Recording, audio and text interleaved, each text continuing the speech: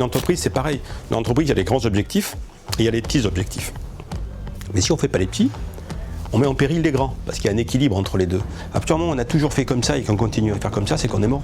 Comme le dit Youssoufa, vieillir est une obligation, grandir est un choix. Quand on ne maîtrise pas les codes, on les invente. Et donc, des fois, en inventant ces codes à soi, on fait avancer le schmilblick.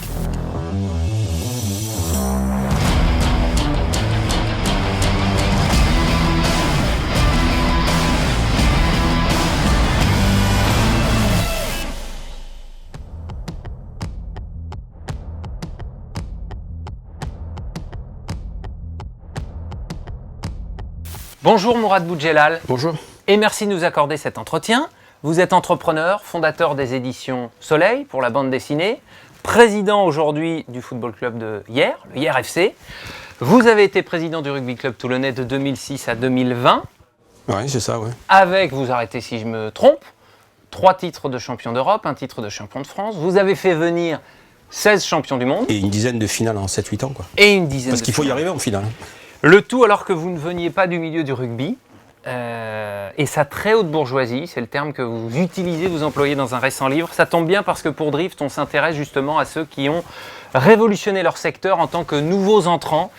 Avant de nous raconter comment vous avez fait, vous savez que celles et ceux qui nous regardent sont des cadres, des managers, des décideurs du secteur automobile. J'ai quelque chose pour vous, c'est une clé de voiture. Je voudrais que vous nous racontiez déjà votre, si vous voulez, votre rapport à la voiture. C'est quoi l'automobile? C'est un moyen de transport, une passion? Qu'est-ce que c'est pour vous? Je n'ai pas de passion pour l'automobile, c'est un moyen de transport.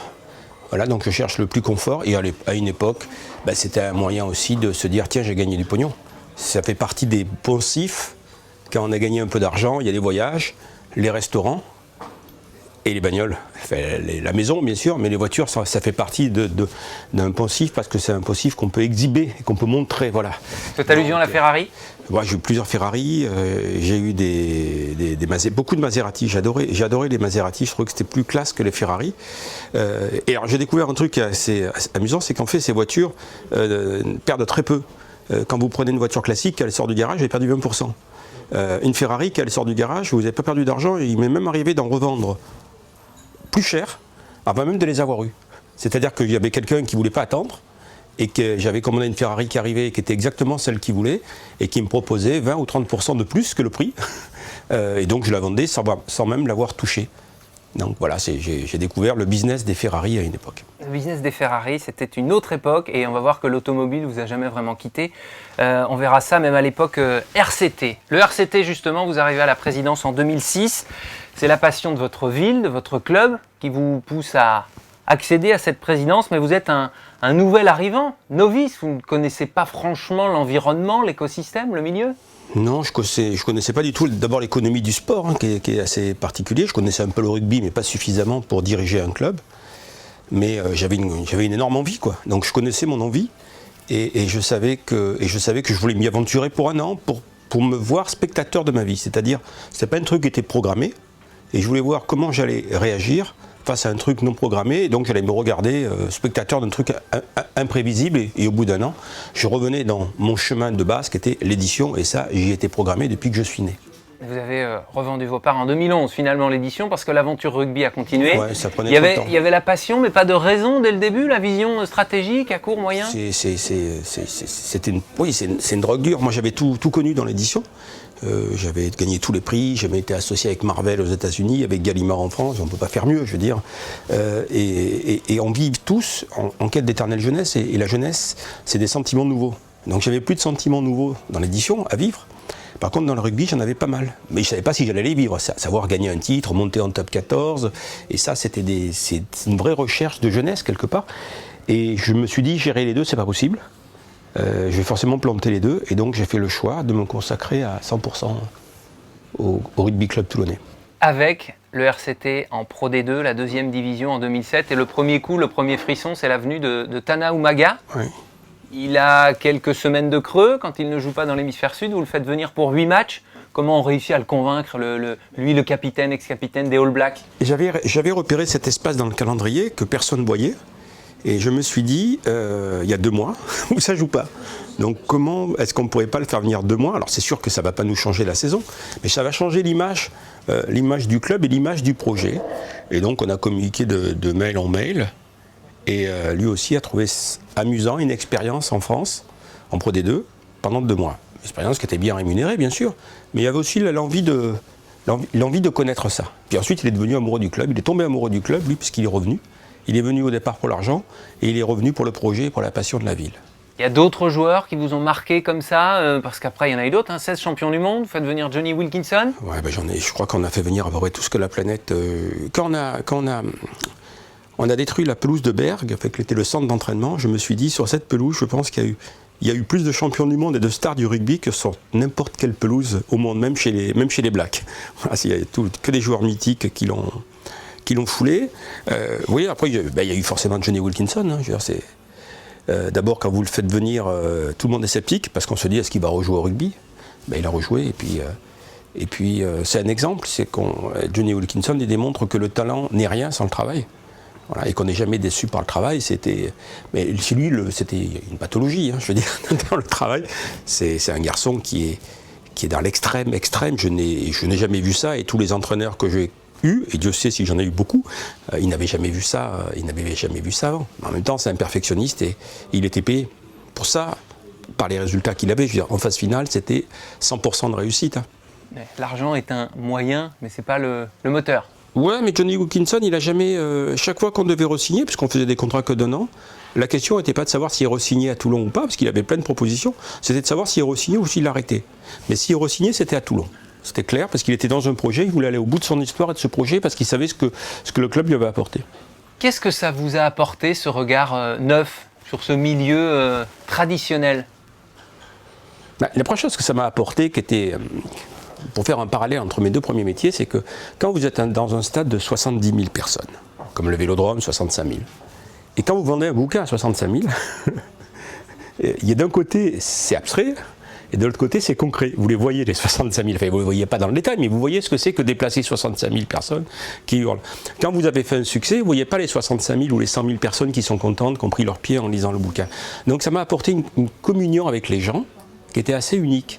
C'est-à-dire donner du bonheur aux gens et vous payer de ce bonheur. Et ce sentiment, il est très fort. C'est pour ça que j'ai arrêté l'édition. C'est d'une force incroyable. Une fin de match où vous sentez les gens exploser parce que vous gagnez le match sur la dernière minute. Ce sont des moments de vie très très très forts. Et c'est ce que j'étais venu chercher. Et je n'ai pas été déçu. Vous parliez d'addiction. Oui, oui, il y a une addiction, oui, c'est clair. Vous dites aussi que vous avez profité 50 secondes. Oui. Seulement. Oui, parce que quand vous jouez des phases finales, il y a du monde, vous êtes pris dans le match, vous vous demandez si vous n'allez pas décevoir tous ces gens en tribune qui crient « Allez Toulon », qui sont habillés en rouge et noir, donc vous n'avez pas envie de les décevoir, ils ont fait des kilomètres. Et puis il y a eu 50 secondes, qui est les 50 secondes du doublé, quand vous savez que vous avez 8 points d'avance et qu'il reste 50 secondes, et que même Usain Bolt ne pourra pas traverser 2 fois le terrain pour aller marquer 2 fois, parce qu'il faut marquer 2 fois, mais pendant ces 50 secondes, vous vous foutez du match, quoi. Vous remettez en tête tous les moments difficiles. Moi, j'ai construit un club qui avait un bureau de 15 mètres carrés avec 2 stagiaires, un salarié, et rien. C'était le vide absolu, quoi, pour en faire ce qu'il est devenu le toit de l'Europe. Et là, vous vous dites, bon, voilà, je l'ai fait, quoi. C'est 50 secondes, c'est court, et c'est long en même temps, parce que je me souviens de chaque seconde. Et il y a très peu de choses dans ma vie dont je me souviens de chaque seconde, quoi. Et là, je peux vous décortiquer les 50 secondes comme si elles avaient duré des heures. Quelle importance avait le regard des autres de ce milieu traditionnel du rugby? Au départ, je m'en foutais complètement. Voilà, parce que je ne cherchais pas à intégrer le monde du rugby, c'est un monde qui m'est étranger, c'est clair. On n'a pas la même culture. Moi, je viens de la culture Charlie Hebdo, hein. J'étais l'éditeur de Char, de Tignou, je viens de la culture underground, la bande dessinée, donc j'avais rien à voir avec ces gens-là. Après, je les ai découverts, mais c'est pas mon milieu, ça c'est sûr. Et ils me l'ont fait payer, quoi. Voilà. Puis après, j'ai découvert aussi un truc qui... Pourquoi? Comment? Il y avait des jalousies, des inimitiés? Comment? C'est-à-dire que quand c'est pas votre milieu, que vous n'êtes pas issu de ce milieu, et que vous gagnez, c'est une faute. Si vous ne gagnez pas, ils s'en foutent. Voilà, ils vous tolèrent. Mais quand vous gagnez, non, parce qu'il faut quand même avoir, le pass sanitaire accrédité top 14. Quoi. Moi, je ne l'avais pas. Voyez-vous, je n'avais jamais joué au rugby, je ne viens pas de ce milieu, je n'en parlais pas bien, je trouvais qu'il y a plein d'aberrations dans les règles du rugby. Et à l'arrivée, avec le temps, tout a changé parce qu'ils se sont à peu près alignés sur tout ce que je disais. Donc c'est très jouissif pour moi. J'avais juste la montre qui avançait un peu. Mais votre modèle a fait des émules aussi. Mon modèle a fait des émules, a fait des tas de règlements, je veux dire. Et voilà. Et la seule chose que je regrette, c'est que sur beaucoup de règlements, ils auraient pu, et ça pourrait être mon éponyme, quoi, à minima, parce que je les ai suscités, ils n'ont même pas eu cette délicatesse. Et c'est pas un regret, parce que là c'est la blague, mais il y a une formule que vous utilisez, on peut être garagiste sans avoir le permis de conduire. Oui, il me semble que diriger un club de rugby, ça n'a rien à voir avec jouer au rugby, quoi. Donc on peut être garagiste sans avoir le permis. On peut même être ministre des Transports sans avoir le permis de conduire. Donc c'est vous dire si c'est pas nécessaire. Et là, on avait l'impression qu'il fallait connaître le rugby. Alors que hier, une entreprise, c'est une entreprise. Et j'ai amené des règles économiques qui ont bouleversé le top 14, qui ont été copiées par d'autres. Et alors que j'ai jamais foutu mes mains dans un ruck. Hein. Et c'est pas demain, la veille, que je le ferai. C'est-à-dire que vous avez joué, il a fallu jouer avec les réglementations, c'est ce que vous dites ? Optimiser. Il a fallu optimiser les réglementations. Et puis surtout, ne pas avoir peur de créer des choses impossibles. On était sur un top 14 timoré, timide, où on avait peur de faire de grandes choses. Et moi, j'ai essayé de montrer qu'on pouvait faire des choses incroyables avec ce championnat et qu'on pouvait faire venir les plus grands joueurs du monde, qu'on pouvait avoir une visibilité incroyable. Et j'ai surtout démontré que quand on était dans une ville qui vivait d'économie réelle, en fait, le coût d'un joueur, c'était rien. Parce que les produits qui rapportaient à côté, c'était énorme. Et que les joueurs qui coûtaient le plus cher, c'était souvent ceux les moins chers au départ. Et tout le monde m'a suivi là-dessus. Il faut tout de suite viser haut, quasi ce qui semble inaccessible, ou y aller Moi, j'avais une problématique, c'est qu'en France, l'espace était pris par Toulouse. Donc je me suis dit, je ne peux pas être le plus grand club français, donc je vais être le plus grand club du monde. C'était une logique, je trouvais, et donc je me suis dit, on va sauter la France. Et donc on va essayer de faire une espèce de mondialisation. Mais après, ça correspondait aussi à ma culture. Moi, dans le sport, il y a toujours un message. Je veux dire, tout est... Et le message que je voulais faire passer est que on est plus proche de personnes qui sont nées à 10 000 km de chez nous, avec qui on partage les mêmes joies et les mêmes peines, qu'un voisin dont on n'a rien à foutre. Voilà. On n'est pas un héritier séculaire. On est juste une entité qui vit et qui disparaît. Et que donc, ce qui nous unit aux gens, ce sont les joies et les peines. C'est pas l'histoire. Ce sont les joies et les peines communes et la notion de la vie commune. C'est ça qui est le plus fort. Tout le reste, c'est des conneries. À moins qu'on nous démontre un jour qu'il existe quelque chose après. Mais pour l'instant, jusqu'à preuve du contraire, on ne nous l'a jamais démontré. Donc je voulais montrer que dans ce sport qu'est le rugby, où il faut être différent pour gagner. Il faut des grands, il faut des mecs qui courent vite, il faut des gros qui poussent, il faut différents formats. Et que si on n'est pas différent, on ne gagne pas. Et donc, cette différence physique et ces différences culturelles pouvaient créer la meilleure équipe du monde. Voilà. Et c'est ce que j'ai essayé de faire à travers ce club qui était quasiment un hall d'aéroport. Un hall d'aéroport où les gens se croisaient dans l'aéroport et ensuite ils sont repartis chacun dans leur continent, certains sont restés, avec ce point commun, pour beaucoup, d'avoir sur le passeport de leur enfant né à Toulon. Voilà. Et ça restera pour toujours et d'avoir gagné des titres. C'est l'une de vos fiertés, d'ailleurs. L'une de vos plus grandes fiertés. C'est ma fierté, ouais. C'est totalement ma fierté, c'est d'avoir uni des gens qui, au départ, et souvent étaient adversaires en plus, dans des équipes en face, et ce qui les a unis, c'est ce projet, ces joies et ces peines communes. Dans toute société, ce qui est important, c'est les joies et les peines communes. Mais il faut convaincre, il faut que tout le monde soit sur la même ligne. C'était un travail de tous les jours, mais je crois que les mecs qu'on a pris, c'était des bons mecs, il avait intégré ça, il avait intégré. Et puis après, il faut le mec qui va bien avec, qui était Bernard Laporte, qui était le motivateur, qui était le détonateur. Je veux dire, et cet ensemble a fait un truc extraordinaire, qui aurait dû même plus gagner, parce que pour des raisons diverses et variées, souvent parrainées par la Poste, il y a pas mal de matchs qui ont été perdus.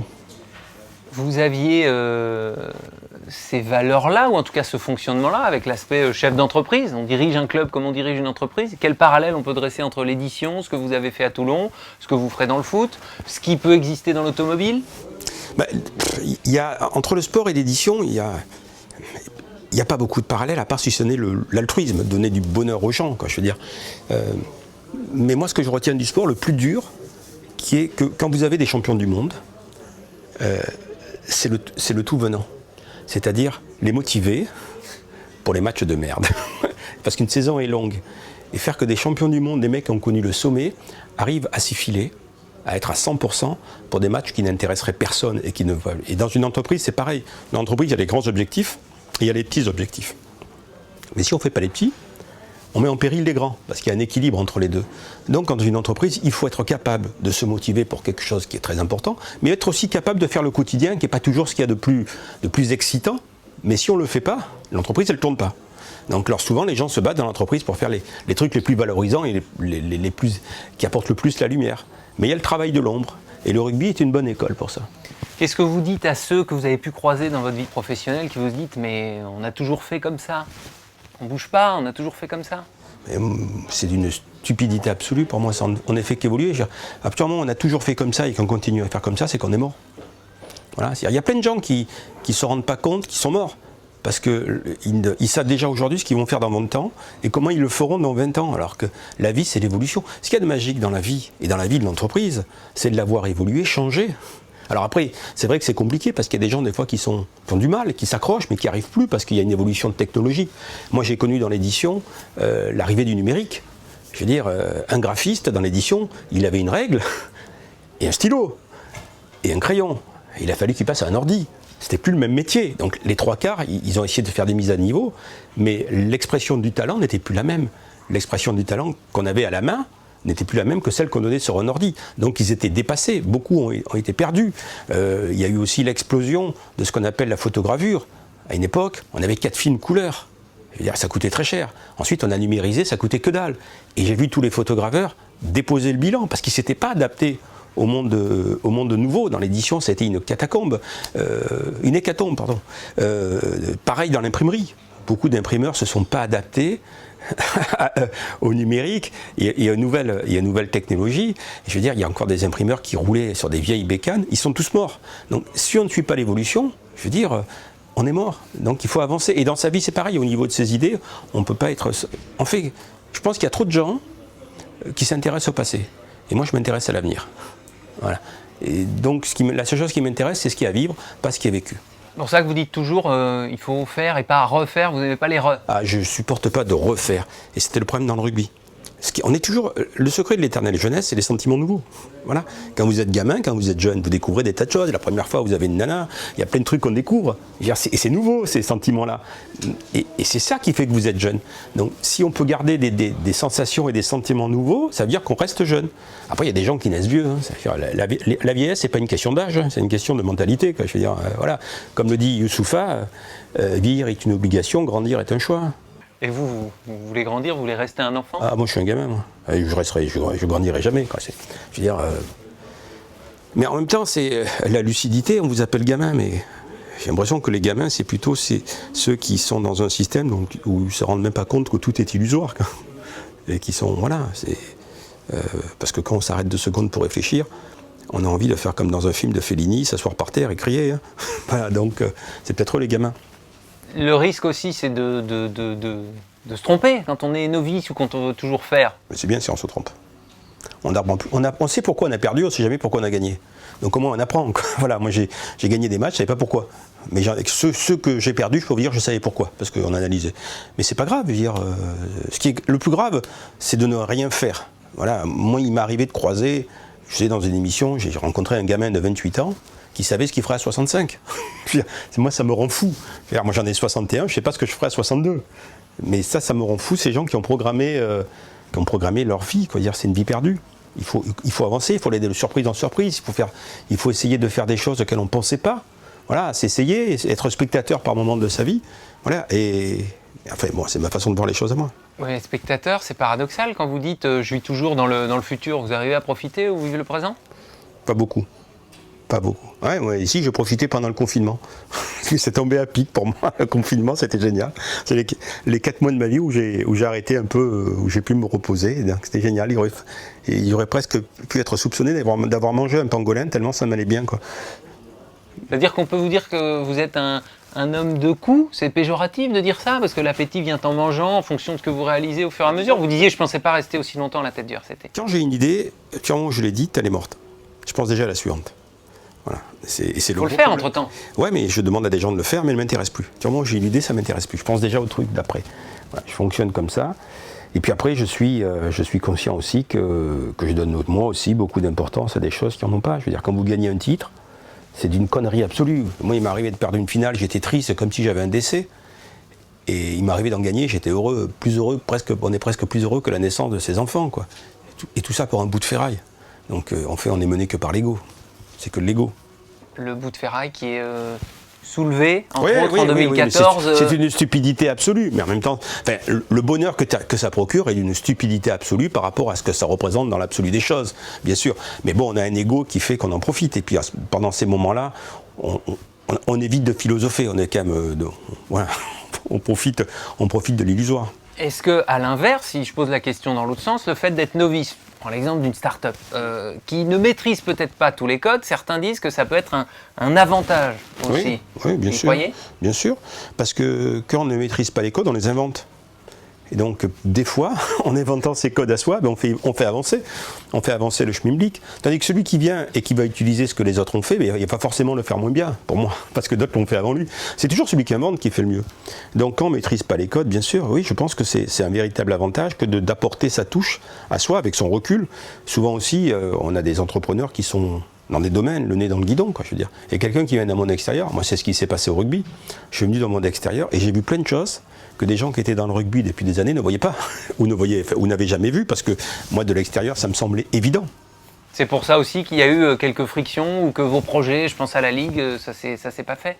Ben, parce que quand vous êtes champion de France, champion d'Europe, que vous vous présentez au comité directeur face à un candidat respectable, mais qui vient à peine de monter en top 14, qu'il n'a jamais connu, il n'a jamais connu le top 14 ni la Coupe d'Europe, et vous vous présentez pour être le représentant en top 14 et en Coupe d'Europe que vous avez gagné et que vous êtes battu avec 90% de voix contre vous, il y a un problème. Voilà, il y a un problème sur la méritocratie. Et quand un système fonctionne sans méritocratie, ça veut dire qu'il a d'autres critères de fonctionnement. Voilà, et ces critères, je ne voulais pas les connaître. Mais vous avez une idée ? Oui, bien sûr que j'ai une idée, mais je ne veux pas les connaître et je ne veux pas les intégrer. Je ne veux pas en faire partie, quoi. Je ne veux pas faire partie de ce truc-là. Voilà, donc. Vous parlez du racisme, entre autres ? Il y a eu une forme de racisme, oui, on se rend compte. Je l'ai dit à l'époque que le rugby ne jouait pas son rôle sociétal, que le rugby. Vous savez, moi, sur les réseaux sociaux, les amateurs de rugby vont beaucoup sur les réseaux sociaux parce que le rugby est un sport intelligent et on essaie des fois ils suivent beaucoup l'actualité du rugby. Et moi, en général, on ne disait pas, je ne suis pas d'accord avec lui, hein. On disait, va brûler des voitures, c'est dans tes gènes. Voilà, ça je l'ai lu, il m'arrivait d'aller dans un stade avec une grande pancarte quand j'arrivais, ici c'est le top 14 français. Voilà, je connais bien les messages, le nombre de fois où on m'a dit, ah vous devez savoir, vous, où c'est qu'on doit manger un bon couscous. Par exemple, voilà. Bien sûr qu'il y a une forme de racisme. Regardez Moed Altrad dans le rugby, il n'a pas plus dépassé le salary cap que les autres, mais il s'appelle Moed Altrad. Voilà, mais il y en a plein qui l'ont fait autant que lui, mais lui s'appelle Moed Altrad, donc voilà, donc on l'a. Je veux dire, il vaut mieux être blanc aux yeux bleus, quoi. Mais ça risque d'être le cas en France dans pas longtemps, quoi. Donc le rugby, c'est terminé ? Vous y croyez pas ? C'est terminé. Vous ne le souhaitez pas, en tout cas. Comment ? Ce que vous dites, vous pensez à la société. Je ne le souhaite pas, oui. mais je pense que c'est possible.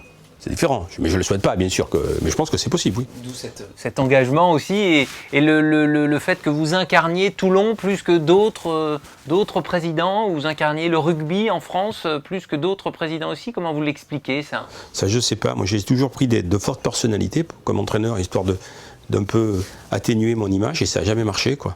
Ça, je ne sais pas. C'est un truc que je ne me suis pas expliqué. Peut-être le fait d'être clivant. Peut-être aussi le fait d'avoir eu la presse sociétale, sûrement, ce que les autres présidents n'avaient pas, quoi. J'ai eu beaucoup de presse sociétale qui a créé. Bon, après, il y a aussi quelques phrases mémorables qui m'ont coûté beaucoup de jours de suspension. Ouais, et puis il y a aussi ce côté, à mon avis, décalé que j'avais, mais en même temps la réalité du travail effectué, les titres. Voilà, donc on est plutôt habitué à voir des mecs qui gagnent en costume 3 pièces. Et au niveau de la vestimentaire et au niveau des idées aussi, au niveau de la façon de s'exprimer, tandis que moi j'étais tout le contraire. Donc ça révolutionnait un peu les choses. Donc vous n'êtes plus dans le rugby, non. Sans aigreur, avec un peu d'énervement à la fin quand même. Aujourd'hui, place au football, ouais. Avec hier, entre-temps il y a eu l'épisode olympique de Marseille. Pourquoi ça ne s'est pas fait ? Le projet X, le groupe WhatsApp. Parce que simplement, je pense qu'ils ne voulaient pas vendre. Voilà, moi je ne suis pas allé dans le secret des dieux, mais il a démontré encore cette année, hein, Franck McCourt, qu'il avait des projets avec son club, et c'est plutôt respectable, voilà, c'est tout. Je veux dire. Après, moi je me suis désolidarisé de Ajroudi, parce qu'à une époque j'avais l'impression à un moment qu'il allait lui mettre un pistolet sur la tête pour vendre, quoi. Donc ça c'est juste pas possible. Mais en tout cas, on leur a servi, quoi. Parce que je pense que s'il n'y avait pas eu cet épisode, ils ne se seraient peut-être pas bougés comme ils se sont bougés cette année, quoi. Parce que là, ça marche bien, quoi. Il y a un bon président et ça marche bien, quoi. Ils ont vraiment fait avancer le truc parce que ça dormait. Donc j'ai presque hésité à envoyer une facture, quoi. C'est peut-être pas trop tard. Oui. Je suis pas sûr qu'elles soient payées, mais j'aurais pu parce qu'on les a motivés, ça c'est sûr. Voilà, on leur a permis de se dire, on va montrer qu'on n'est pas ce qu'ils disent, et on va montrer aux Marseillais qu'on aime ce club et qu'on veut le faire gagner. Donc il y a eu ce problème, en quelque sorte, cet obstacle, mais vous dites, moi, l'une de mes forces, c'est la créativité. Donc cette idée, elle va revenir, elle va d'une autre manière. Non, là je suis parti dans un projet qui m'amuse beaucoup parce que je suis toujours dans cette quête d'éternelle jeunesse et ça m'a beaucoup amusé parce que je suis parti de zéro là aussi, comme le RCT, encore plus bas que le RCT je pense. Ce qui veut dire qu'à une époque j'étais même à taper mon courrier, quoi. Ce qui m'était pas arrivé depuis que j'étais jeune éditeur à 26 ou 27 ans dans ma boutique librairie de BD où je faisais mon courrier. Donc j'ai commencé à tout faire de mes propres mains et j'ai trouvé ça super, alors que j'aurais pu, mais de tout faire tout seul. Bon, maintenant j'ai une équipe. On a recruté, on s'est construit, mais ça me plaisait beaucoup. Et puis le fait de construire un club où il n'y a rien, il n'y a même pas un centre d'entraînement, on n'a rien, quoi. Dans la page blanche, c'est quelque chose d'excitant. Et ensuite, je me suis mis dans une aventure collective. Moi, je suis un peu Mick Jagger, mais on est les Rolling Stones. Vous voyez, donc on reconnaît Mick Jagger, mais ce qui veut dire que j'ai toujours connu des joies seules, ou des peines seules. J'étais toujours actionnaire majoritaire. Et là, c'est partagé. Et c'est très amusant de travailler avec des gens que j'aime bien, où chacun fait son boulot et de temps en temps, on compare ce que chacun a fait, chacun dans son domaine, et c'est un sentiment nouveau aussi qu'être dans un collectif. C'est quelque chose que je ne connaissais pas. Voilà, donc ça me plaît, ça m'amuse, et donc je suis engagé et j'ai envie d'amener ce club le plus haut possible. Ça prendra du temps, je savais que ce serait difficile et je ne suis pas déçu, mais j'y arriverai. Donc c'est pareil, là non seulement l'environnement est nouveau, mais le fonctionnement c'est nouveau. Vous êtes là dans le fer. Le fonctionnement est nouveau, alors là, et même le nom est nouveau, parce que c'est compliqué pour moi de dire hier et non pas Toulon, quoi. Parce que je suis né à Toulon, j'ai 61 ans à Toulon, j'ai été président du RCT 15 ans, je veux dire. Je me souviens, quand on a joué contre Toulon, bon moi j'ai regardé ça sur le net, et je veux dire, quand j'entendais aller Toulon, je pensais qu'ils nous encourageaient à nous. J'étais totalement décalé avec le public. Et au bout d'un moment, je me suis rendu compte que c'est pas nous qui les encourageaient. Et donc j'avais oublié que j'étais pas allé Toulon. Merci. Merci à vous. Merci Mourad Boudjelal. On vous laisse les clés ou pas? C'est une Volkswagen. C'était le titre. Je peux plus aujourd'hui. J'ai été ambassadeur de la marque et là aujourd'hui je ne peux plus. Mais je peux dire que j'en ai été très très très content. L'automobile dans 10 ans, 20 ans, vous voyez ça comment? Ah ben sans chauffeur, c'est évident. Voilà, c'est sans chauffeur. Oui. Mais il y a un truc qui m'a toujours épaté dans la voiture. Mais bon, c'est ce que je dis, c'est que si vous montez dans une bagnole et que vous ne mettez pas la ceinture, vous vous mettez en danger vous, normalement. Mais la voiture, elle hurle de partout. Et au bout d'un moment, vous mettez la ceinture parce que c'est insupportable. Si vous montez dans une bagnole et que vous roulez à 240, vous mettez en danger tout le monde. Mais si vous avez mis votre ceinture, il ne se passe rien. La voiture ne hurle pas, elle ne fait rien. Voilà, donc j'ai du mal à comprendre pourquoi on nous emmerde autant alors qu'il y aurait des solutions très simples. Merci Mourad Boudjelal. Merci à vous.